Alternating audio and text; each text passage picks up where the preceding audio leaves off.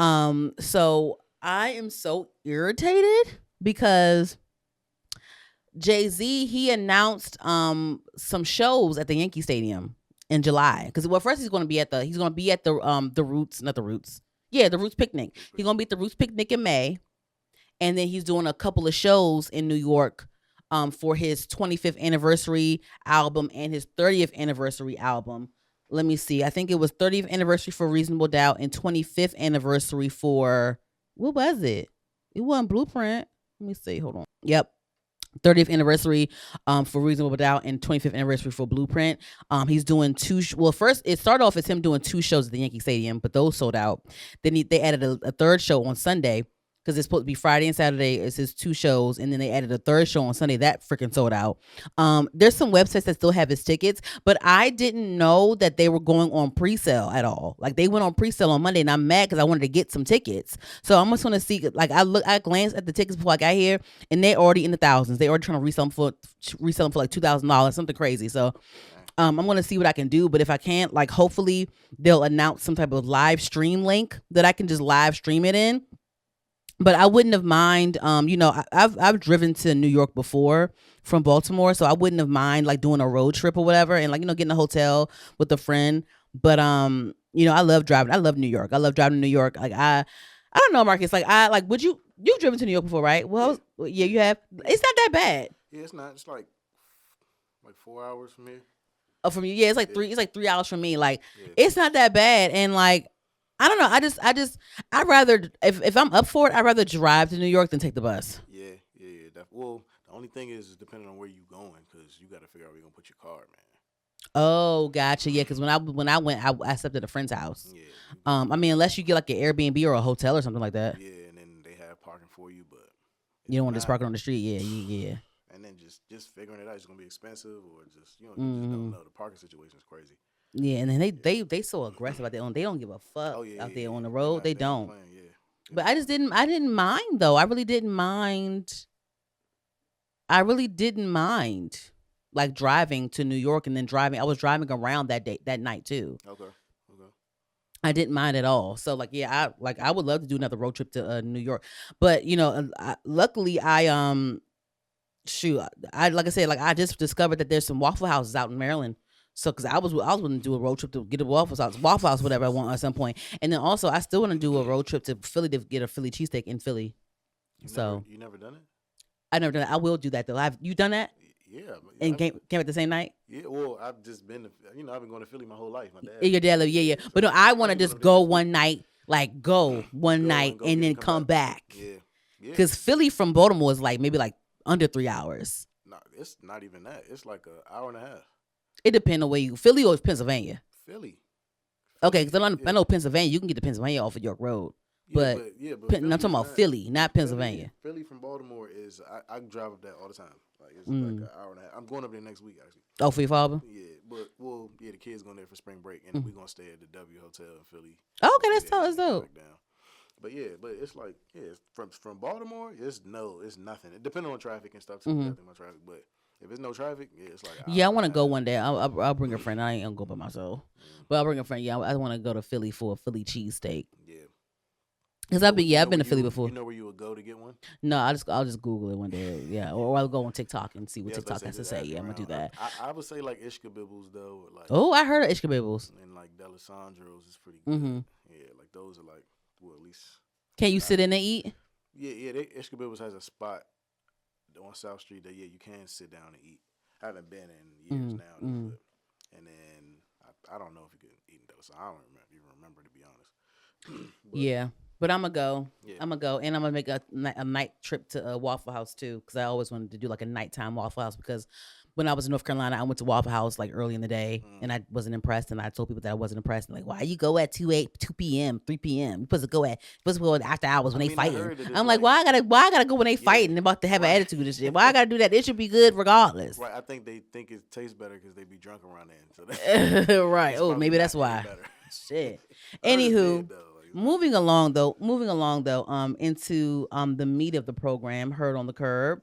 Yeah, so Jay-Z has announced his anniversary concerts at the Yankee Stadium. Like I said, I'm pissed that I couldn't get tickets. Hopefully, if it's in my destiny to go see him live, I will go see him live. If not, hopefully there's a live stream situation going on. Hopefully, and I actually would imagine that they would announce some sort of live stream situation because it's to his anniversary it's like, why not? But he did a cover story on GQ magazine, Jay-Z, which was really cool. And I really appreciated it because I watched the interview before I got here. He interviewed with a young man actually. Let me say his name. Okay, his name is Fraser Tharp. He's a young guy. I know this is probably like his dream come true because in the interview he talked about how he was such a Jay-Z fan. I know this was a dream come true for him, and I love how Jay-Z sat down with that young man to talk. But he did a wonderful GQ interview. He covered a lot of things. He covered Blue Ivy going on stage with Beyonce and how because did you go to Renaissance? No, Did you go to Cowboy Carter? no. Okay, so I went to Renaissance. I didn't go to Cowboy Carter, but I saw all the clips and stuff.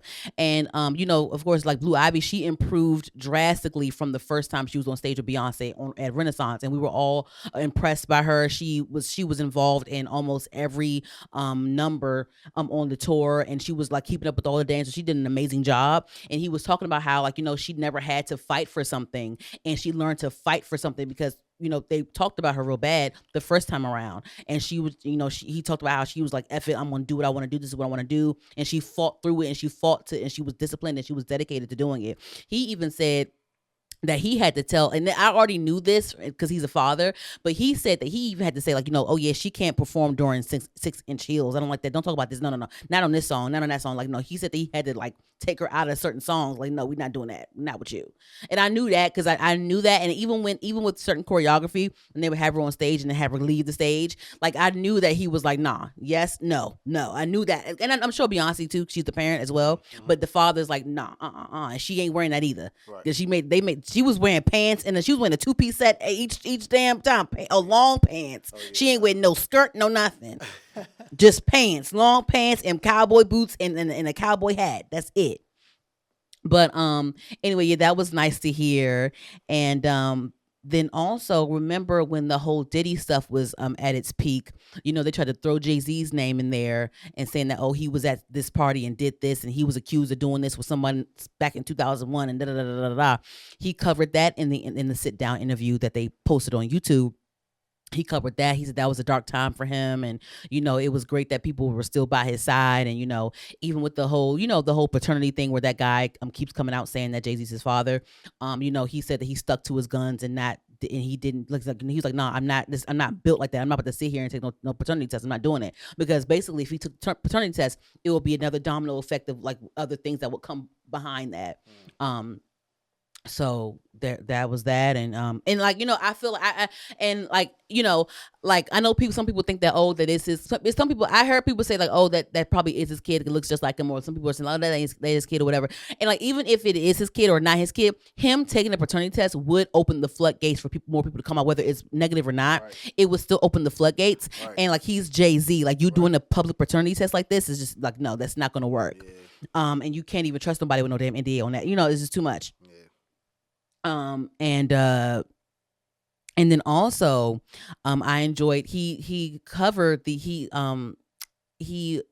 touched base on the Kendrick and Drake beef, and he was just saying, essentially he enjoyed the beef, like he enjoyed the back and forth or whatever, like it was a good back and forth, and it was like Kendrick had one hell of a year behind that, but he was saying like he was mentioning what he says like his quote, like the 4 pillars of hip hop. He said breakdancing, DJing, graffiti, and battling.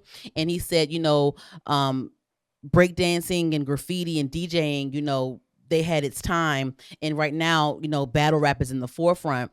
And he was saying, like it turned into something so gross and disgusting. It's like he don't even like he said, I don't even like the beef rapping no more because now you told people with kids is involved and now you're doing all this. It gets to a nasty place and it's not just battle rap no more. Right. And he even said like, I know it sounds crazy that I said this. Like, because he's like, I'm not into the rap beef no more, because he had the most, like, one of the most notorious rap beefs. Yeah. You know what I'm saying? Like, Yeah. but so he was chuckling when he said that. I mean, he was just like, yeah, like I'm just over the rap beef. It's too much. People's kids, like, and even with like Kanye had his little moment on Twitter when he was talking about his kids. Like, like it's a whole situation. So this drama between rappers is too much, and it gets too messy because they're in the industry and they know each other's business and all, and that we don't know. We always learn that tea from them. You know what I'm saying? So it's just like, we didn't know this and that. So yeah, he was just like, it just got too nasty where it's like, I don't even like this rap beef shit no more. But he defended his decision to have Kendrick on the Super Bowl. He was like, yeah, he had one hell of a year. Like, that's just like, Right. like, and people tried to say, he talked about how people tried to say, like, oh, he picked his allegiance to Kendrick by having him on Super Bowl against Drake. And he was just like, no, like, Kendrick had a hell of a year, and you forget I'm fucking Jay-Z. I don't care. Like, it's like I'm still Jay-Z. Like, and I get it. I'm like, drop your nuts. Like, drop your nuts real quick. Cause like, drag your nuts real quick. Like, but no, like, I'm still like allegiance to get, like, I'm still Jay-Z, by the way. Like, I don't need to have I don't need to pick no sides with nobody. Like, what? I don't need to do none of that shit. Like, no, I'm still Jay-Z. Let's not forget that. And brings me back to Kid Rock talking some damn DEI hire, nigga. Fuck you again. Cause like, what? Who is Kid Rock? What have you done for your community? Second episode of Kid Rock.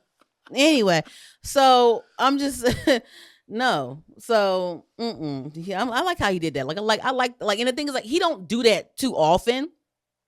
Because it's a given. But it's like, I'm still Jay-Z, right? You talking about, I need to I'm picking sides and my allegiance is to Kendrick. I'm still Jay-Z, right? Like, no, I'm fine.